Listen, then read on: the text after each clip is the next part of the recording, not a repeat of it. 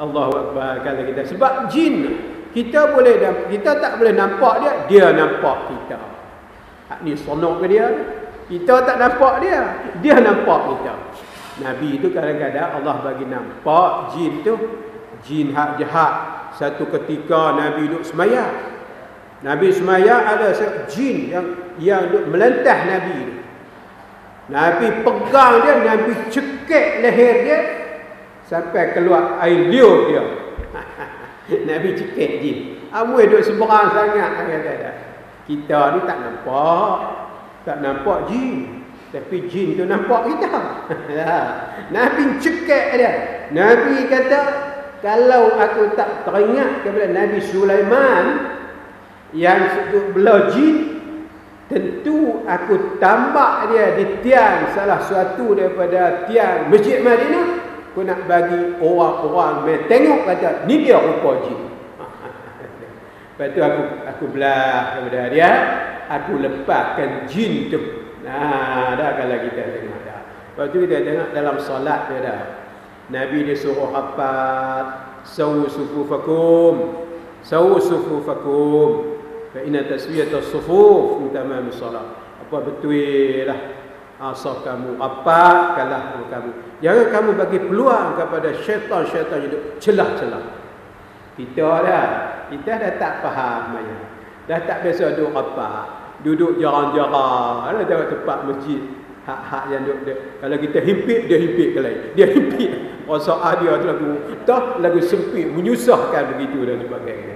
Ini tempat-tempat belah kami ni tuan-tuan. Allah. Tak ada tahu sunnah langsung. Nah, terus hak kita ni. Duk tahu bak sunnah, bak sah pun tak betul lagi. Memang kata sawu suruh apa betul. Ada duk bengkok itu. Kalau kita tengok tak bantah kita. Nah, tak tahu sama kita. Sama tempat kami tuan-tuan, tempat masjid-masjid bid'ah tu. Allahu Akbar kalau kita tengok. Imam tu sudah kamar, hantar kira sah betul tak betul. Nah, rengah tak rengah dia Allah, dia tak kebek, dia tak balik dah ke belakang. Dia tak balik dah ke belakang. Masya-Allah. Lepas tu kalau kita tengok Nabi kata, kalau sah kita tu rengah, syaitan duduk tengah. Dah kita apa semaya tak apa khusyuk dah. Syaitan nak merasuk kita. Lepas tu sah dia bengkok. Nabi kata kalau sah bengkok, hati kamu pun bengkok macam sah. Allahu Akbar kalau kita tengok dah. Ini satu sunnah yang mana kita tak ambil berat dah kalau kita tengok. Ada setengah dia tak tahu. Dah dia tengok Allahu Akbar. Nabi kalau tak betul sah, dia tak takbir. Ada seorang sahabat ada. Dia apa ni, dia duduk dulu, dia perut dia nampak besar puncit. Nabi tak dak perut dia. Punuk belakang. Kita ni betul. Kita ada pergi ke masjid. Apabila kita habaq betulkan saf, betul lagi. Hak kita habaq minggu depan pula haram macam tu lagi. Kita berbantah juga kalau kita tengok dah. Allahu Akbar. Nah, itu adalah daripada sunnah Nabi sallallahu alaihi wasallam. Jadi kalau tengok Al-Quran itu tuan, Allah jin tu yang Allah hidayah dia masuk Islam dengan sebab dia dengar Quran. Quran mempunyai susunan yang baik. Makna dia isi kandungan yang baik dan juga lagi fasih, menarik tuan. Kalau orang baca Quran, kalau dia mengkaji isi kandungan dalam Quran.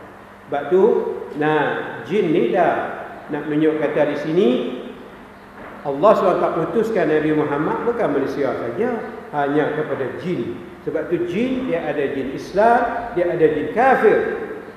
Jin Islam macam kita, semayang, puasa, diberak macam kita, syurga diberi kepada dia.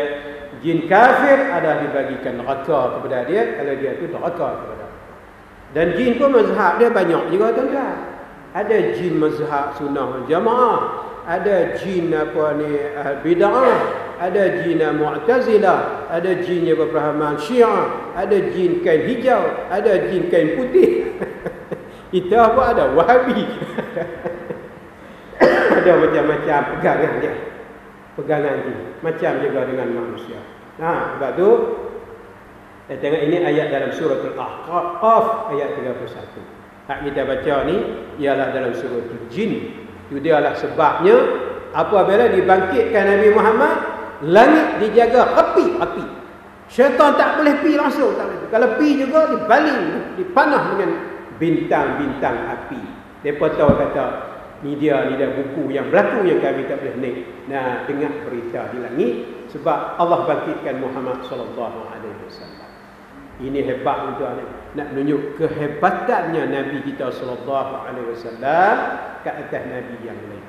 Yang di antaranya lagi Nabi kata, Rasulullah sallallahu alaihi wasallam bersabda, "Fuddiltu 'alal anbiya'i bi sittin, u'titu jawami'al kalim, wa nusirtu bir-ru'bi, wa uhillat li al-ghanaim, wa ju'ilat li al-ardu tahuran wa masjida, wa ursiltu ila al-khalqi kaffah, wa khutima bi an-nabiyyun."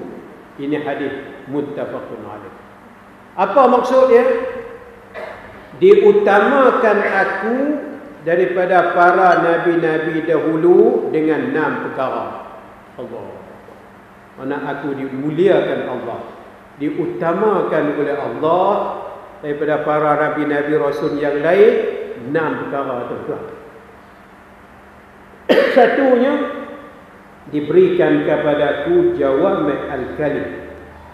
Jawami' al-kalim ni makna dia kata-kata ringkas tapi makna dia padat, luas kata. Nabi kata sepatah 2 ayat. Tapi makna dia luas kalau kita tengok insya-Allah. Dan yang keduanya kita tengok diberi kemenangan kepadaku lantaran kegerunan seteru. Nabi berperang sebulan lagi, berita dapat kepada seteru Islam, ketak lutut habis, takut.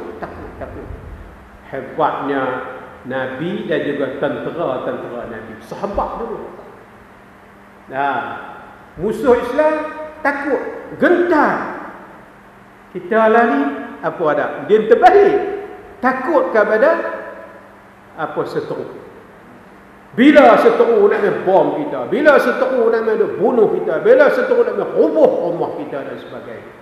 Tapi mana kita tengok berlaku di Timur Tengah kalau kita. Di Palestin baik, di Iraq kalau kita tengok Syria apa begitu dan sebagainya. Kita takut kepada seteru. Kita gerun takut kepada seteru. Pada masa Nabi dulu dan para sahabat, seteru takut. Sebulan lagi Nabi berperang itu, seteru ketak lutut dah. Allah, takut. Masya Allah.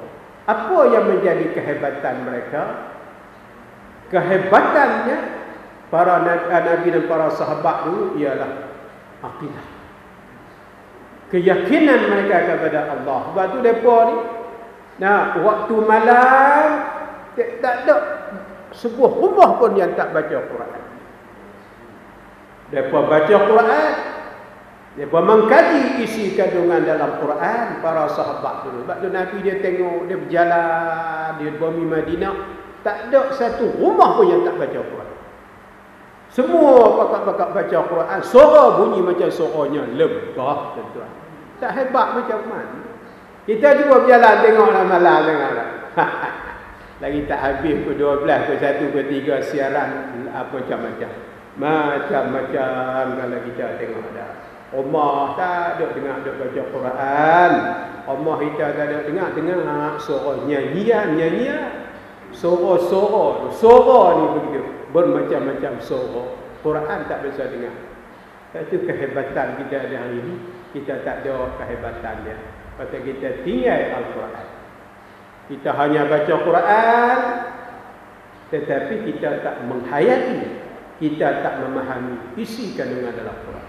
Apatah lagi kalau kita guna Quran, macam saya kata, untuk orang mati, guna Quran untuk naik rumah baru, guna Quran untuk baca doa di kubur, guna Quran nak hantar orang pergi ke Mekah, Mana kehebatan Quran ni? Sebab tu kita ada hari ni dah. Allah kalau kita tengok dah. Nah, terkebelakang kita, henanya kita pasal kita tinggal tu. Nah, apa ni kekuatan kita yang Nabi dan para sahabat dulu. Sahabat dulu tu Al-Quran baca. Tak ada apa rumah. Suara mereka macam mana suara lembah. Dan pada waktu siang hari mereka memacu kuda. Lawan naik kuda. Nah, dia tengok dalam sejarah hebat naik kuda tuan-tuan. Abu Bakar pun hebat dia. Abu Bakar ni dia tengok dalam sejarah peribadi dia orang kurus. Kurus tak kurus dia ada kalau pakai kain pelekat macam kita ni lucu. Dah. Jadi kurus, amping dia kurus. Tapi kehebatan Abu Bakar ni kalau depa dulu depa bagi lepas seekor kuda yang lari deras. Lepas tu depa ikut lompat atas kuda. Hebat lagi dia ada filem cowboy Hollywood kalau kita tengok tu.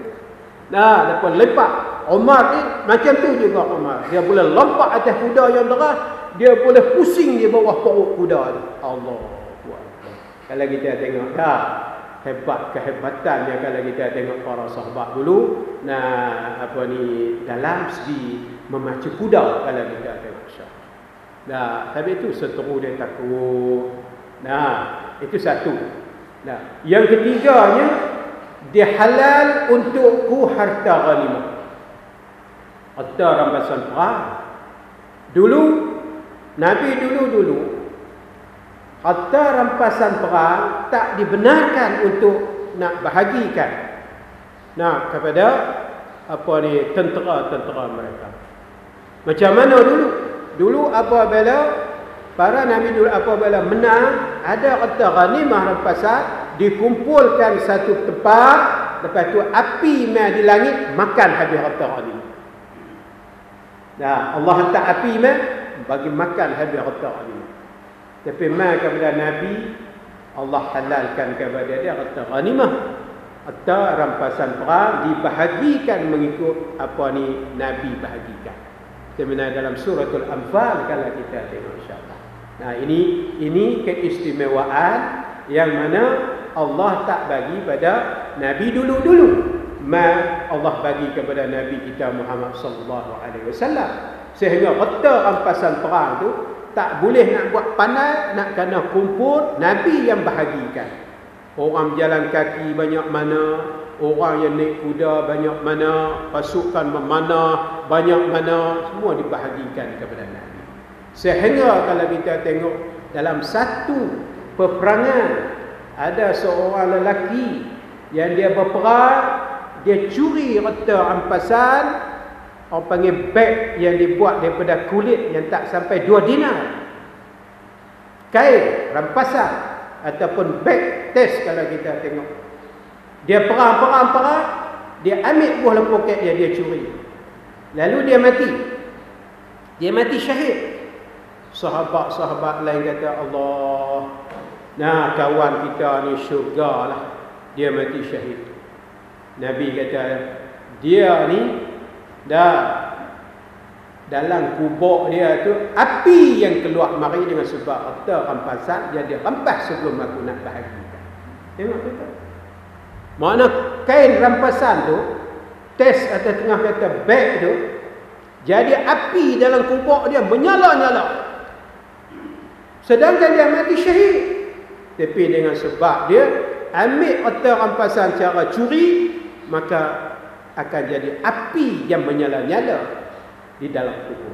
Takut tuan kalau kita ini orang perang untuk menegakkan agama Allah ni. Ini menunjuk kata harta rampasan perang.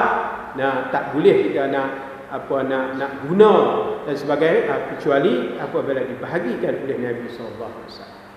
Yang keempatnya kelebihan Nabi kita, dijadikan bumi untukku suci dan tempat mendirikan solat. Kalau kita pergi di mana saja, tak ada tempat kita nak sembahyang, bumi Allah tu suci belaka. Padang pasirnya, tempat mana pun suci kesemuanya. Cuma dia ada, kecuali dia ada